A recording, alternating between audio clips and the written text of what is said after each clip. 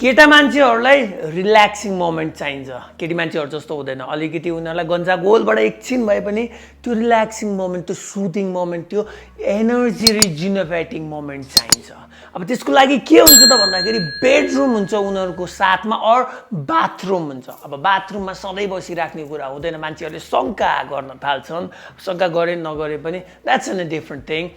तर बेडरुममा ह्युमन लाइफको 1/3 पार्ट सिद्धिरहेको हुन्छ मिन्स म त अझै मेरो कुरा गर्ने हो भने म त मेरो बेडरुममै मेरो भिडियोहरू बनाइरहेको हुन्छु मिन्स मेरो 2/3 पार्ट लाइफको गइरहेको छ सो त्यो ठाउँ एकदमै रिल्याक्सिङ हुनु पर्यो त्यो ठाउँ एकदमै प्रोडक्टिभ हुनु पर्यो किनकि न्यू आइडियाजहरू जेनेरेट हुन्छ कामहरू गर्दाखेरि प्रोडक्टिभिटीहरू हुनुपर्छ इभन तपाईँ स्कुल नै जानुहुन्छ कलेज नै जानुहुन्छ भने तपाईँ पढ्नुहुन्छ भने तपाईँले पढ्ने ठाउँ पनि त्यही हो पोजिटिभिटी हुनुपर्छ त्यसमा तपाईँले होमवर्क गर्ने ठाउँ पनि त्यही हो तपाईँले नयाँ कुरा सोच्ने ठाउँ पनि त्यही हो त्यही भएर बेडरुममा केही त्यस्तो इसेन्सियल कुराहरू चाहिन्छ जुन कुराले तपाईँलाई हेल्प हुन्छ प्रोडक्टिभिटीमा हेल्प हुन्छ अनि त्यसको लागि आज यो भिडियो डेडिकेटेड गर्दैछु अनि यो बेडरुम इसेन्सियल्सको भिडियो धेरै नै आउनेवाला छ किनकि बेडरुममा धेरै कुराहरू चाहिन्छ तर अब नटी नबनिकन के एकदमै इसेन्सियल छ मलाई लागेको कुराहरू तपाईँसँग सेयर गर्दैछु and that sounds interesting let's start number 1 हो बेड साइड टेबल अब यो बेड साइड टेबल यति इसेन्सियल छ जबसम्म मैले युज गरेको थिइनँ त्यति बेलासम्म मलाई थाहा थिएन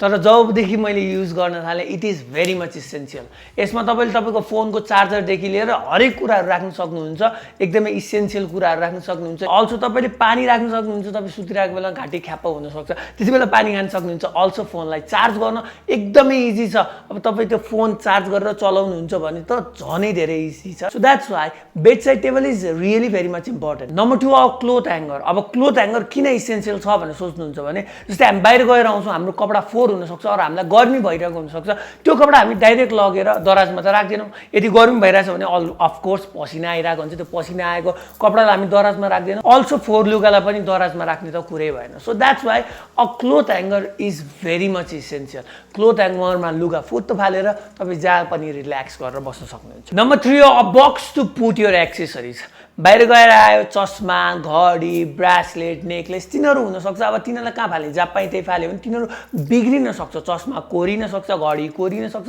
ब्रासलेटहरू डिस्कलर हुनसक्छ अनि चेनहरू तपाईँले लगाए नेकलेसहरू तिनीहरू बिग्रिन सक्छ सो द्याट्स वाइ एउटा बक्स चाहियो त्यो बक्सलाई तपाईँ डिफ्रेन्ट कपडाले ऱ्याप गर्न सक्नुहुन्छ सो द्याट त्यो कपडाले तपाईँको त्यो ब्रासलेट घडी चस्माहरूलाई नकोरिन सक्छ अनि that's how you need a box to put your accessories यो एकदमै इसेन्सियल हो अनि यसले तपाईँको बेडरुमलाई अर्गनाइज राख्न हेल्प गर्छ मेसी देखिँदैन number 4 a full length mirror अब यदि तपाईँहरूको पनि मेरो जस्तै बेडरुममै दराज छ भने चाहिँ त्यो दराजमै भएको फुल लेन्थ मिररले काम गर्छ हामी रेडी भएर चट्ट घरबाट बाहिर निस्किने बेलामा हामीलाई ओभरअल लुक्स हेर्न मन लागिरहेको हुन्छ भने अनि यदि तपाईँको रुममा नै ठुलो मिरर छ भने तपाईँ रुमबाट बाहिर निस्किँदाखेरि हिरो बनेर निस्किन सक्नुहुन्छ तपाईँ कपाल चेक गर्न सक्नुहुन्छ तपाईँ आफ्नो टी सर्ट चेक गर्न सक्नुहुन्छ ओभरअल तपाईँले आफ्नो टोटल लुक्सलाई चेक गर्न सक्नुहुन्छ that's why a full length mirror is very much important number 5 हो बेडरुम स्लिपर्स अब यो स्लिपर्सको केसमा चाहिँ मैले कुटाइ पनि खाछु मम्मीको किनभनेदेखि अब बाहिरबाट लगाएर आउने चप्पल हामीले घरभित्र लगाउनु मिल्दैन अनि तपाईँले घरभरि त्यो बाहिरको चप्पल लगाएर हिँड्नु भने घर पुरै फोहोर हुन्छ सो द्याट्स वाइ तपाईँको बेडरुम भित्र मात्रै एउटा चप्पल राख्नु सो द्याट तपाईँ सुत्ने बेड फोहोर नहोस् अनि तपाईँ सुत्ने बेड फोहोर भएन भने के हुन्छ दाजु तपाईँको डन्डी फोहोर तपाईँको पिम्पल्स अलिकति कम हुन्छ किनकि तपाईँले बाहिरको फोहोर कुल्चेर आएर त्यही बेडमा तपाईँ सुत्नु भयो भने तपाईँको बेड एकदमै फोहोर हुन्छ अनि त्यही बेडमा सुत्दाखेरि तपाईँको पिम्पल्स एक्निजहरू आउने प्रब्लम हुन्छ ओभरअल बडीलाई नै अलिकति ह्याम्पर गर्न सक्छ ब्याक्टेरियाजहरूले so that's why a bedroom slipper is always necessary अनि त्यो चप्पललाई तपाईँ घरबाट बाहिर होइन कि तपाईँ आफ्नो रुमबाटै बाहिर नलगाउनु number 6 books and lazy chair तपाईँलाई जब पढ्न मन लागिरहेको हुन्छ तर तपाईँलाई अलिकति ढल्केर पढ्न मन लागिरहेको हुनसक्छ होइन गाह्रो भइरहन्छ नि ह्युमन लाइफ हो स्ट्रेस हुन्छ सबैलाई स्ट्रेस हुन्छ तर पढ्यो भने अलिकति माइन्ड फ्रेस पनि हुन्छ तर त्यति बेला पनि तपाईँलाई एकदमै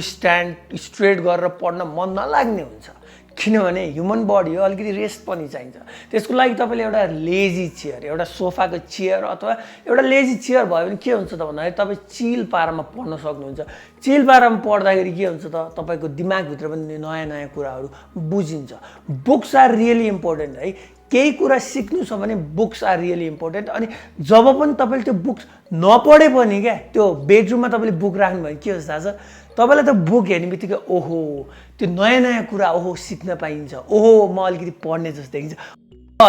अब तपाईँको रुममा कहिलेकाहीँ गर्लफ्रेन्ड आयो भने यस्तो हेर्दाखेरि बुक्स देखिरहेको हुन्छ, ओ यो त पढ्ने मान्छे रहेछ जस्तो लाग्छ नि होइन। So that's why books are really important and books on a lazy chair is a great combination. Number 7 हो वर्क टेबल। मैले अघि नै भनिसकेँ स्टार्टिङमै, तपाईँको बेडरुम भनेको त्यो आइडिया जेनेरेसन गर्ने ठाउँ हो, त्यो प्रोडक्टिभ हुने ठाउँ हो, तपाईँले होमवर्क गर्ने ठाउँ हो। सो द्याट्स वाइ तपाईँले बेडमा बसेर चाहिँ होमवर्क हुँदैन। आइडिया जेनेरेट भएको छ भने टक्क बस्नुहोस्, वर्क टेबलमा बसेर तपाईँ आफ्नो काम गर्नुहोस्। द्याट्स वाइ तपाईँ आफ्नो काम तपाईँ रुमभन्दा बाहिर नै गर्नुहुन्छ भने पनि you need a work table in your bedroom, किनकि त्यो टेबलमा तपाईँले आफूलाई चाहिने आइडिया जेनेरेसन प्रोडक्टिभिटीको लागि चाहिने धेरै कुराहरू राख्न सक्नुहुन्छ, त्यहाँ काम गर्न सक्नुहुन्छ। सो तपाईँ आफ्नो वर्क टेबलमा बस्दाखेरि एकदमै शान्त भएर बस्नुहुन्छ। त्यो वर्क टेबलमा बस्दाखेरि तपाईँ एकदमै राम्रोसँग काम गर्न सक्नुहुन्छ। तपाईँ बेडमा बस्नुभयो भने लेजी बन्नुहुन्छ।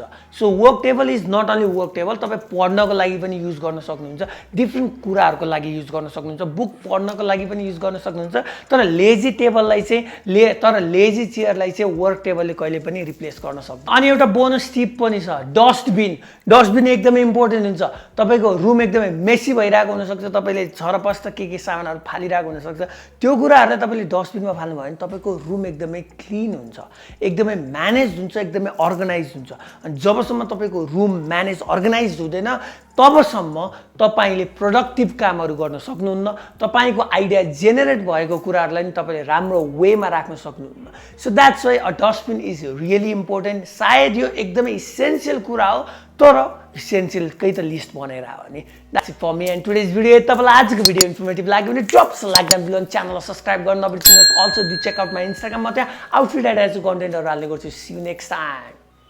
बेडरुम एकदमै काम भयो भने त्यहाँ काम गर्न पनि मजा आउँछ। अनि त्यो काम गर्दाखेरि काम भएर काम गर्दाखेरि